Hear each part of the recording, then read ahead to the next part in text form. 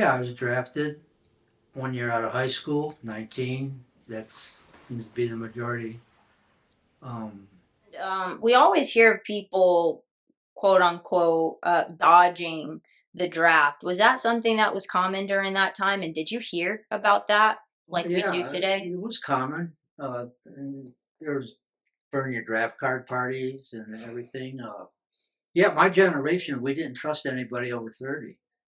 Politicians were taboo. Uh, and you can see why. The draft ruined many lives back then, and now nobody wants to talk about it. So, very quickly, where did you go for boot camp and job training? I And what went was your to job? Fort Polk.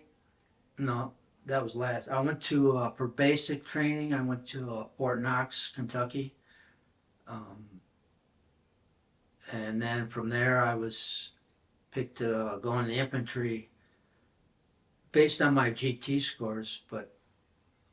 Um, but really, the majority of the infantry for Vietnam was trained in Fort Polk, Louisiana, and that's where I went.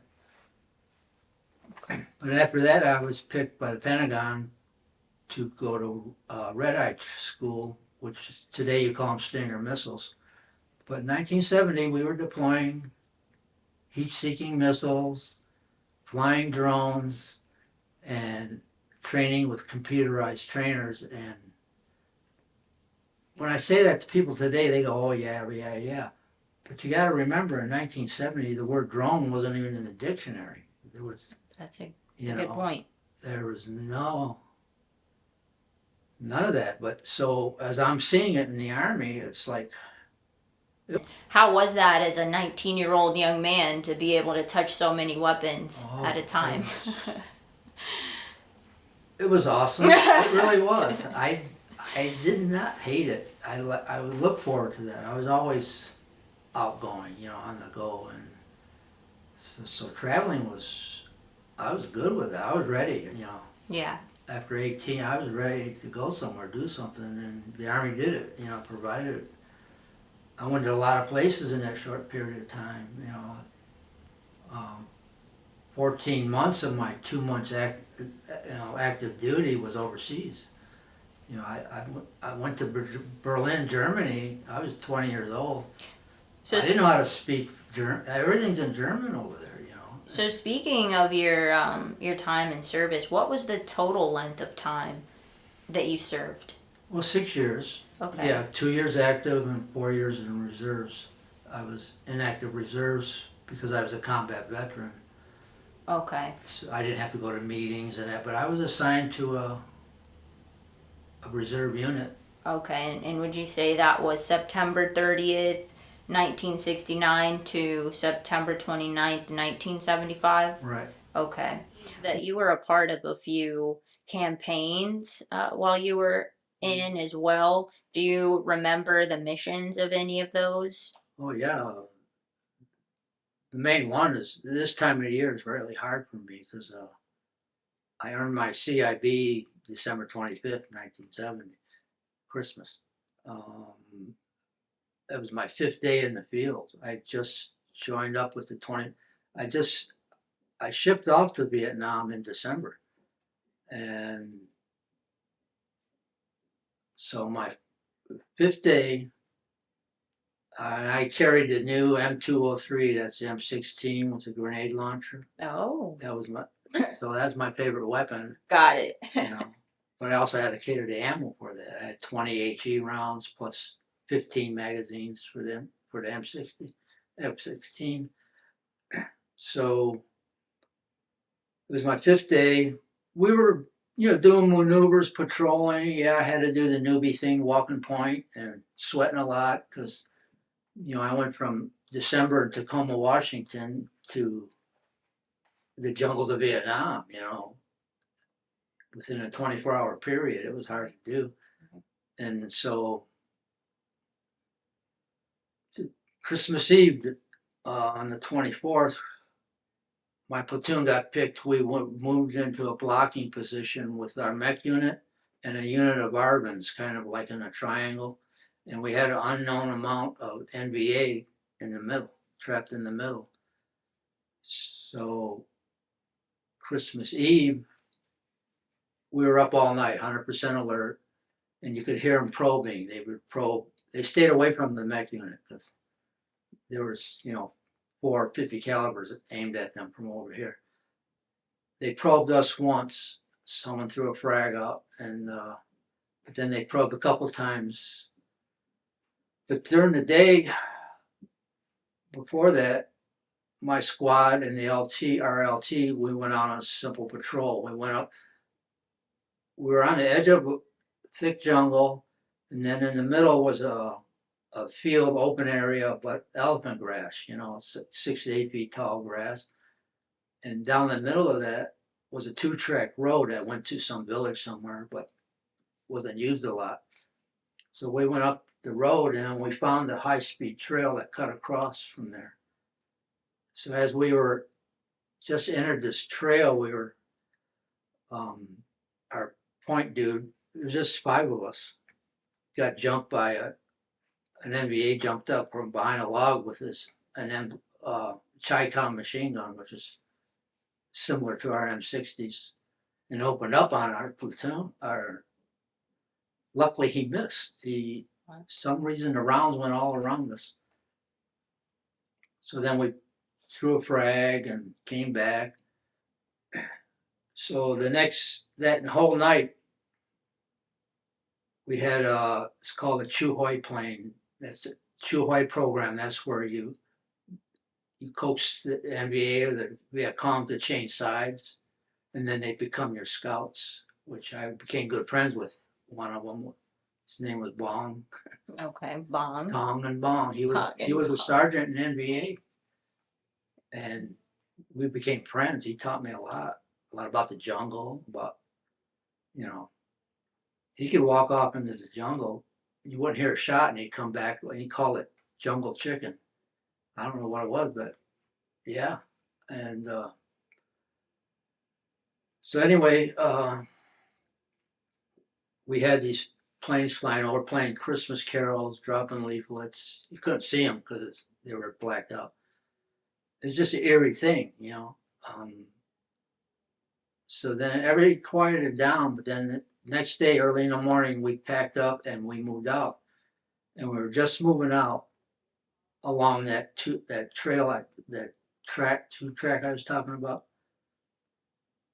And I walked drag with my squad, and I could see the point team up front because there was a lot of times humping the jungles, I wouldn't see half the platoon, for days. But anyway, I could see them. 1, 2, 3, black clad NVA. They were running down this high speed trail. They were getting out and heading out into the jungle on the other side. And the guy working point, I got to know him later, but because I was still a newbie, he was this kind of crazy Puerto Rican guy. He saw him, and all of a sudden he just opened up on him instead of waiting for everybody.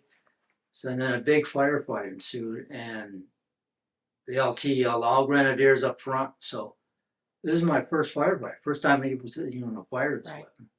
So you have these ripcords on you got to drop your rucksack, to get all that weight off. And I ran up front, and I dove into the elephant grass behind our M60 team, and they were firing away. LT was on that side, gunshots going off. And right then, 3 rounds of it went right over my head, just shoo. Cool. And smacking. I could hear him smacking and that's when I said, Lord, just get me through this, And so I fired my first round, HE round, and it went far. Then after that, I just got into the swing of things. The firefight went on, and the next thing I know, I was down to my last magazine. I just emptied 14 magazines, fired all 20 rounds of my HEs, rounds of the grenade launcher. And finally they called for, ceasefire as 2 Cobras came overhead, 2 Cobra gunships. Okay. And that, and I remember the LT's M16 got so hot, he set it down. He was on the radio guiding in the choppers, and all of a sudden his weapon was cooking off. It gets so hot that the brass gets hot and it fires. So you have to rip the magazine out to stop it. But then that was the first time I ever seen a Cobra gunship, Yeah. And all of a sudden they opened up with their, they have a thump gun, but it's larger, And he just walked it, and they could see the trail from up high because we were down here in the thick grass. And then he just boom, boom, boom, boom. He walked these rounds along the trail, shot off his minigun a couple times. And then they left. This was still going on. And as he left, then here comes our mech unit up the road. It's kind of like the cavalry. They came up and then they spread out on line. And we got behind them, and then we moved right through the grass to the edge of the jungle line where the NVA had run into. And then they dropped the back of their decks down, threw us out a bunch of ammo. We were sitting there reloading as they worked their 50 calibers on this tree line. I mean, they were smoking. There was pouring oil on the guns and smoke, throwing ammo cans off. Okay. So take me back to the first day. Now, that was a terrible introduction to Vietnam. You didn't have any time really to see where you were at, but before that happened, right? Yeah. But for those of us who haven't been to Vietnam and we weren't there during the time that you were, what was it like when you first got there? Tell us about what you were seeing and what that looked like. It was crazy because I left out of Tacoma, Washington. Okay, that was the redistribution center. Okay. I had to fly from Detroit by myself to Tacoma, and while I was there for about 7 days. You wait for a flight out. A commercial flight, will load up, and then you stop in Alaska and then go straight to Vietnam. So I had these 7 days there, but it was raining, sleet. I mean, the ground was frozen, like water and ice on top of it, and we're in jungle fatigues. And so anywhere you went, you had to walk outside and you crunch through the frozen water and ice. And so I was there by myself. I had an end bunk, and then these other guys came in and they took the bucks all around me, and they trained together as they were an armor unit, tanks and stuff, and so they knew each other. So I was kind of just by myself,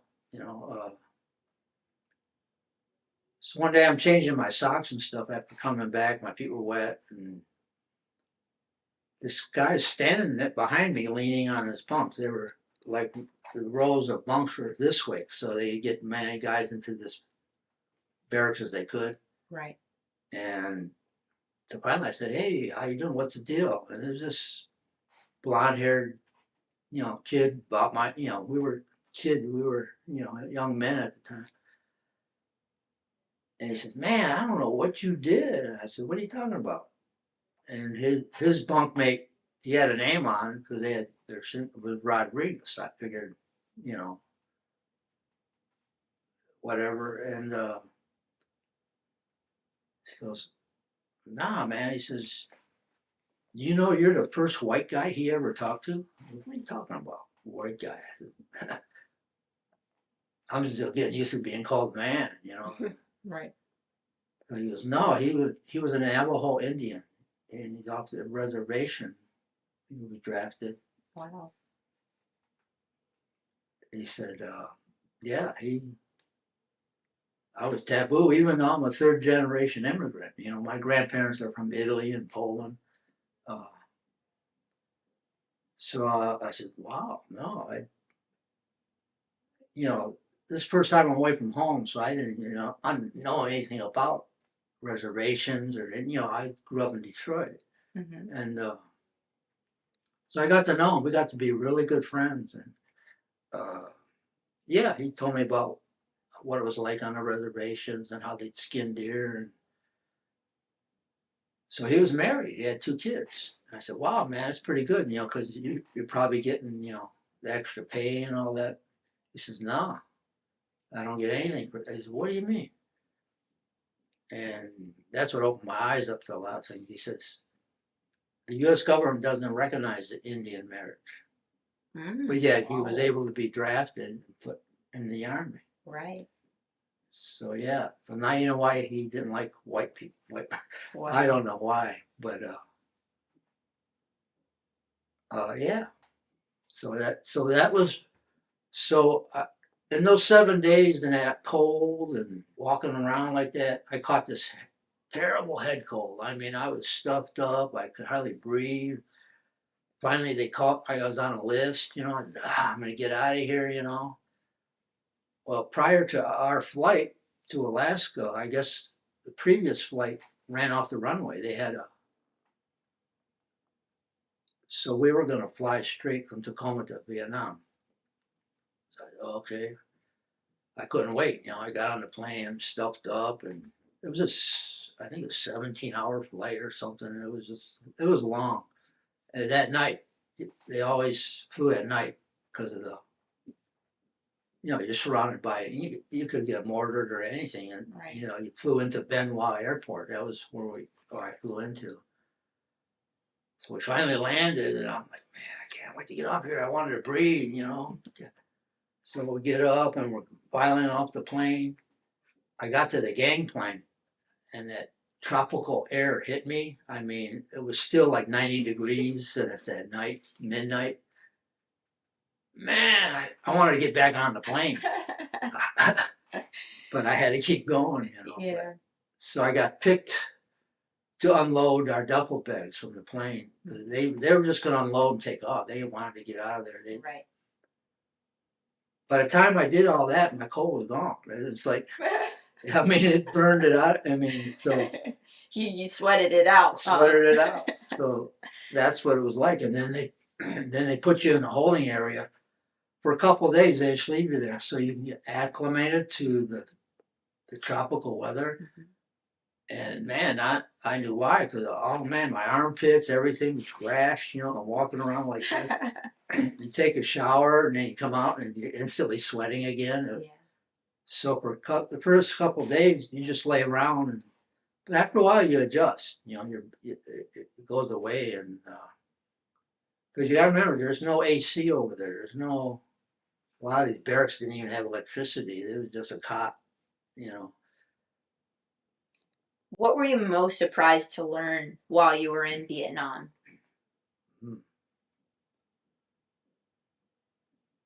It's probably more than one, but I guess the people. The Vietnamese people are very intelligent. They're very, and they're funny too. I mean, because I got to, as they're training ARVNs, they had to spend a week with us in the field. I got to know them. I got to know, like I said, Tong and Bong. They were our scouts, and yeah, I have a big respect for the Vietnamese people. I mean, a lot of the time I didn't know what the hell we were doing with it. Really, what because they had the DMZ, right, and Hanoi and all that's up here. We're down here. We had all this power. Why we didn't just get online and go to Hanoi? We kept doing this boundary thing. They didn't have no boundaries when we did. When I joined the 25th Infantry, they had just pulled out of Cambodia. They were the first units into Cambodia, and that was a big deal. But that's the stories they told me, man. That's where they were training. They would train their NVA people in Cambodia and then come across the border, raid villages and things, and go back. And we caught them at it. But then the pressure back home and all that, they made us pull up back out. So that's when I joined up with them. They used to be at a fire base called Cu Chi, and that was near the border of Cambodia. That's where the 25th, the Wolfhounds, that was our main operation till I joined them. And they had just moved out of there. They just pulled out of Cambodia, and that's when they were into Long Band Post. And yeah, the stories guys were telling me about, they had simulation APCs,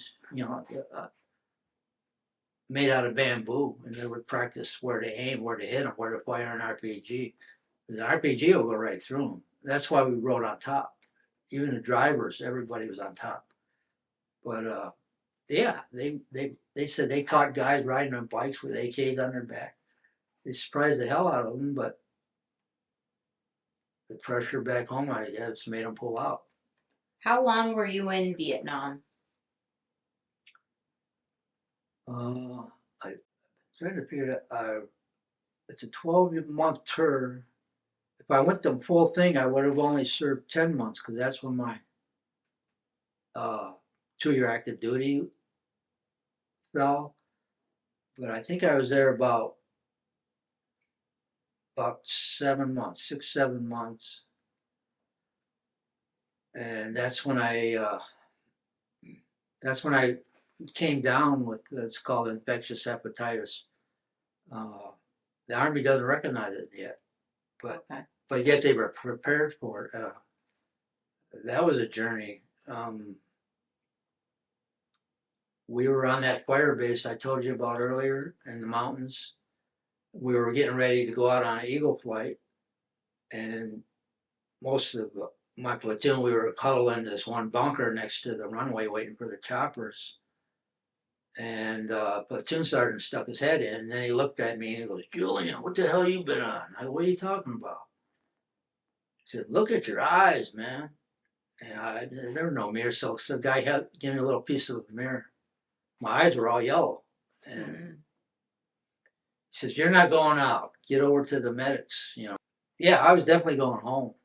But I guess I was so sick, so bad that I laid there for about a week. I had to get strong enough to be medevac. And they had a separate shower for me. They were all set up for it. They knew I had a special canister, hazardous waste. I'd eat off of paper plates and plastic, and they'd throw it in this, because it was so contagious, from body fluid. That's how you could pass it on. Okay. I had one guy next to me, and he had blood poisoning. Here he was, a rear guy, trying to get out of Vietnam. He intentionally gave himself blood poisoning. And then he heard about me, and he goes, "Hey, man, pass me your utensils." He wanted to catch hepatitis. Wow. I said, "That's okay." And but yeah, I had my private shower, and then they had food. They wanted me to eat. That's what I kept hearing: eat, eat, eat. So then about the third day, this one doctor comes by and he looks at my chart. And he goes, "Hey, doc, aren't you going to do anything? I've been here for 3 days. No IV, no medicine." He goes, "Why, you got hepatitis?" I goes, "Yeah." And then he goes, "Oh, you don't know what that is?" And I said, "No." He says, "Well, we're still trying to figure it out ourselves." He says, "But what this doctor told me, and it stuck with me, is because I had red hair at the time." He said, "We seem to be noticing redheads and blondes seem to be more contagious to getting this." That's all he said. I said, "So what's the deal?" He says, "Well," then he explained it to me. He says, "Hepatitis is a disease of your liver, and it's the only self-healing organ in your body. So there's nothing we can do for it, but you're just going to have to, either you're going to get better or you're going to die." That was my prognosis. That's whoa. Any other And common illnesses in Vietnam?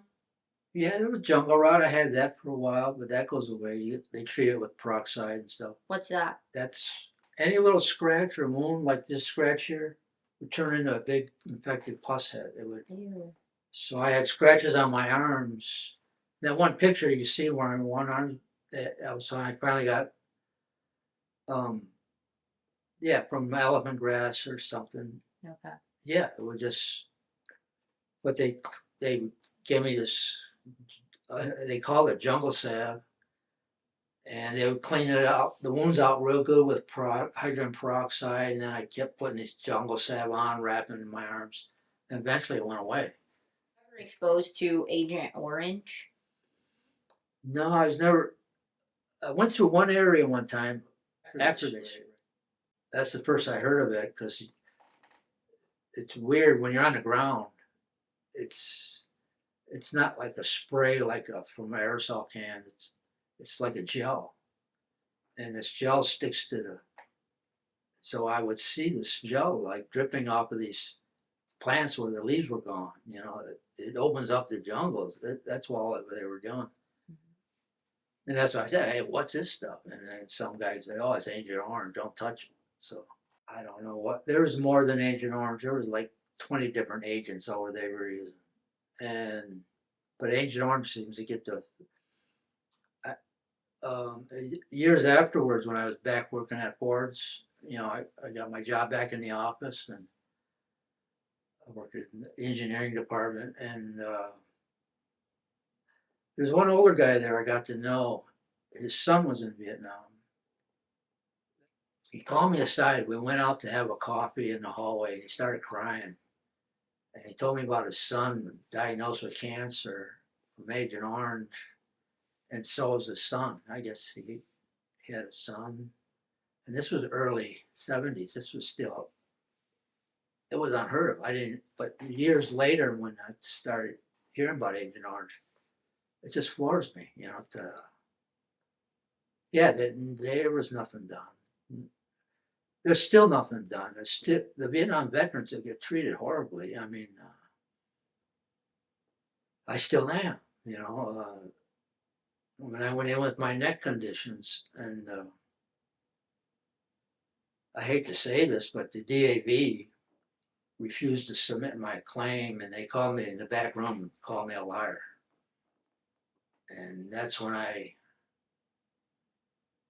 gathered my stuff up, and that's when on my way out of there, I threw my DAV card out the window, and I contacted a lawyer, and that's who helped me out.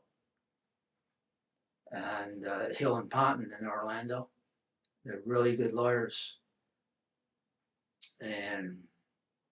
But yeah, it's hard for people to realize I was caught in a backblast, 2 Claymore mines, blown through the air 50 feet, and got up without a scratch. And that's what people have a hard time believing. But my experience with explosions and things, and you don't always get Claymore mines. It's the front of them. That's where it's dangerous. That's steel ball bearings are blown out, but the whole thing blows up. So if you're close enough to any blast, you'll go with the blast. And that's what I remember, flying through the air, and there was a whole big black cloud in front of me, and I was in front of it, and I was flown this way, landed on my side, and all that debris was on top of me. We blew a big hole in the jungle, and I got up, brushed myself off, and I heard the medic and the crew coming up, because we were setting up for the night, and we were putting this on a high-speed trail. I was pulling security for my buddy. We were the only 2 out there. And then I looked over, and he was still bent over. And he probably has to live with that. He thought he killed me, and I should have been dead. That was the gentleman in the picture beside you? Yeah. Okay. Yeah. And yeah, we talked later, and it was a tragic, freaky thing. And so to this day, I have a traumatic brain injury. I finally got through the VA, had MRI, and my neck injury is confirmed. That severe whiplash is what, Wow. you know. And I had earlier on, when I was home a few years afterwards, my neck locked up. I couldn't get out of bed. I didn't know what, and at that time I didn't know why, because that incident came and went. You know, it was just another day in the jungle. So, you know, because see, PTSD, that word didn't exist. There was no such thing then. Traumatic brain injury, what's that? So we were just set free. I mean, there was no debriefing or anything. I had to do it on my own. Yeah, I was still on patrol. You know, I still wake up in the middle of the night for guard duty. It's just automatic. It does, it never goes away. I remember picking out sniper positions on the top of the design center at Ford's. You know, I would just go off on a patrol. I walk my dogs in the field. I always spent a lot of time in the woods. You know, because What do you wish people, well, more people realized about the Vietnam War? that I don't know. That I think it was corrupt. I hate it. Um, it changed my life. You know, I'm not the person I was. That a lot of that. I still run into tragedies. The last one was a few years ago. I joined a Vietnam Brotherhood organization, Delta. You know, I got my colors, and some guys rode bikes, cars. We would meet once a week, and I got to know this really good friend, Dennis. His nickname was Dinky Dow. He was a Marine in Vietnam. Him and his wife. I would sit by him by our meetings and would joke, and then all of a sudden he wasn't showing up at the meetings, and then and before that he never complained. You know, he's one of those guys that always smiled. You know what I mean? But he was a combat veteran in Vietnam, a Marine. Um, so then I heard that he has to go to he had to go to Jacksonville to Mott Hospital for special treatment. The VA kept telling him, "Oh, it's just muscle pains. It's just this. Go home. There's nothing wrong with you." But then he was diagnosed with ALS, and he died. I quit going to meetings. You know, it'll never end. You know, yeah. Last time I seen him was at the Boston Hospital. Uh, These two old ladies that they wouldn't let me in because I couldn't remember his name. And I said, his name Diggy. I know his room number. He's on the fourth floor, and I got to see him. They wouldn't let me in. So I went back home, we had a little booklet of everybody in the Brotherhood. Oh, yeah, okay. I went back and I gave him the name and I started going. She goes, "Oh, you can't go." I said, "Man, I'm going." I read, you know, heck with you. I got in the elevator and went up to his room. His wife was there and her sister, and he's just laying in bed. Couldn't move his arms. He had like towels under his hands. And he just smiled. We talked a little while. I left and he died that night. Wow.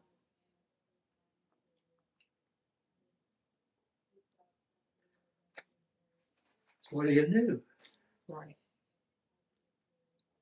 It's like now the VA, they stop having group meetings. They don't have a psych anymore. It's weird. It's like I still have eye problems. I still, you know, my neck still hurts, you know. You know, it's Yvonne at the time when I was drafted, I said, "Just go your way, do your thing." I said, "I don't even know if I'm coming back," but she stuck with me, you know. And we were married for about 7 years, but just like I said, I was full blown PTSD and didn't know it. You know, uh, Christmas time's hard for me. I don't know why. Yeah. There's no Christmas over there. You know, it's like the only holidays I remember are Thanksgiving. It seems like I had Thanksgiving just before I shipped off to Vietnam, and then I was back in time, Okay. you know, for Thanksgiving. Thank you for your time and for sharing your story with Congressman Steube's office. Yeah, And this will conclude the interview. very good.